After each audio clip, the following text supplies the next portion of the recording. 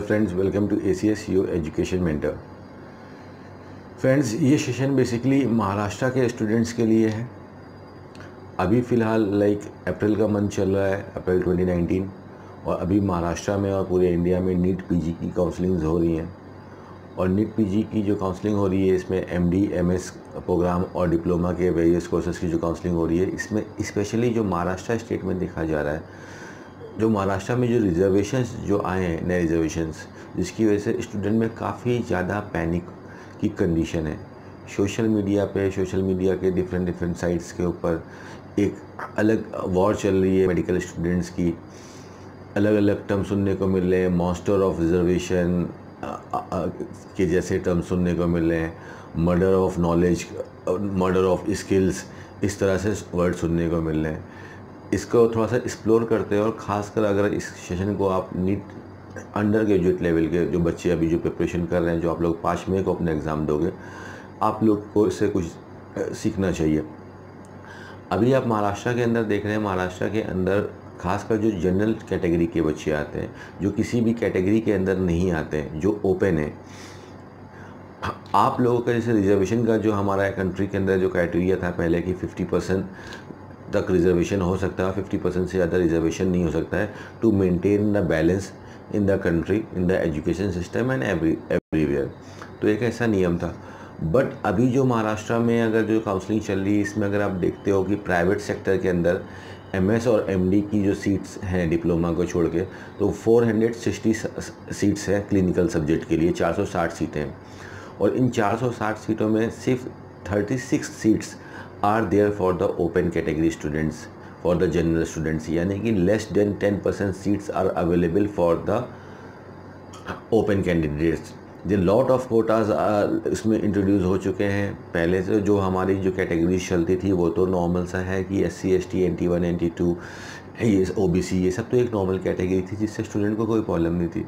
But अभी जो new categories आई हैं, EWS कैटेगरी आई है इकोनॉमिकली बैकवर्ड के लिए, और दूसरी एक कैटेगरी आई है SEBC, socially economically backward class category. Institutional quota, यानी कि कुछ ऐसी सीट्स रहती हैं जो इंस्टीट्यूट्स के लिए रिजर्व रहती हैं, वो इंस्टीट्यूट की सीट्स हैं।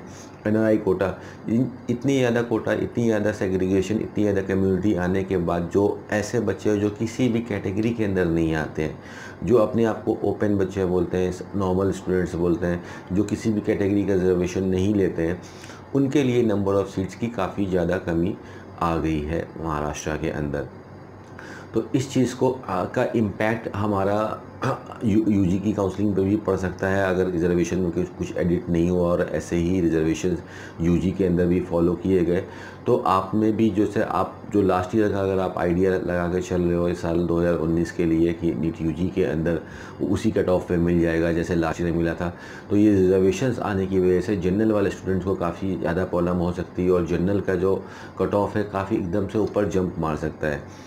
550 के आसपास जनरल कैटेगरी का कट ऑफ जा सकता है, गवर्नमेंट कॉलेज का कट ऑफ जा सकता है, क्लोजिंग कट ऑफ। और प्राइवेट कॉलेज में भी ये रिजर्वेशन का होता है, बिकॉज महाराष्ट्र एक ऐसा स्टेट है जो प्राइवेट कॉलेज के लिए भी रिजर्वेशंस लगाता है। तो प्राइवेट कॉलेज में भी जैसे कि एक जनरल कैटेगरी वाला बच्चा 460 450 के ऊपर सीट ले लेता था, अब उसको जनरल के अंदर भी 500 से ऊपर तक सीट जाने की चांसेस दिखाई दे रही है, because the total number of seats available for the general student is less than 10% now, as of now. तो इन सब चीज़ों को देखना है आपको अभी, बिकॉज स्टूडेंट में बहुत ज़्यादा पैनिक है। अभी आप लोग के पास 1 महीने का टाइम है अंडर ग्रेजुएट वाले स्टूडेंट्स को, तो अभी आप 1 महीने में आप जो अपनी तरफ से कर सकते हो, जो आपके पास है कि वो ये है कि आपकी मेहनत, तो आप कंपटीशन अगर टाइट हो रहा है तो आप अपनी जो आप पढ़ाई कर रहे हो इस समय, जो अपना लेबर कर रहे हो, जो कंसंट्रेशन लगा रहे हो, उसको थोड़ा सा आपको और इंक्रीज़ करना पड़ेगा। आपका जो कट ऑफ जो लेके सेट करके चल रहे थे उसको और ज़्यादा कट ऑफ करना पड़ेगा, बिकॉज हम पॉलिटिकली ना हमको कोई इंटरेस्ट है पॉलिटिक्स में, ना ही हम पॉलिटिकली इस मैटर को सॉल्व करना चाहते हैं। यू आर इंडिपेंडेंट, आपको जैसा सही लगता है आप वैसा कर सकते हो। जो हमारे कंट्री का जो संविधान है उसके अकॉर्डिंग चलिए। If you are having any sort of problem, अगर आपको कोई चीज़ से प्रॉब्लम हो रही है, आपको कोई चीज़ समझ में नहीं आ रही है, तो आप you have got the courts, आप कोर्ट में जा सकते हो, केसेस कर सकते हो, PIL डाल सकते हो उन चीज़ों को सॉर्ट आउट करने की वजह से। और EWS कोटा के अंदर तो काफ़ी ज़्यादा स्टूडेंट आ सकते हैं, तो इस कोटा का बेनिफिट लीजिएगा। 8 लाख से अंदर इनकम में महाराष्ट्र में अगर देखेंगे तो काफ़ी ज़्यादा फैमिलीज आ जाती हैं, एक लाइक 70% ज़्यादा मेजॉरिटी आ जाती है। तो काउंसलिंग से पहले आप अपना EWS का भी आप अपना डॉक्यूमेंट्स बना लिए, जिससे आपको उसका बेनिफिट भी मिल सके। And this is all for Maharashtra.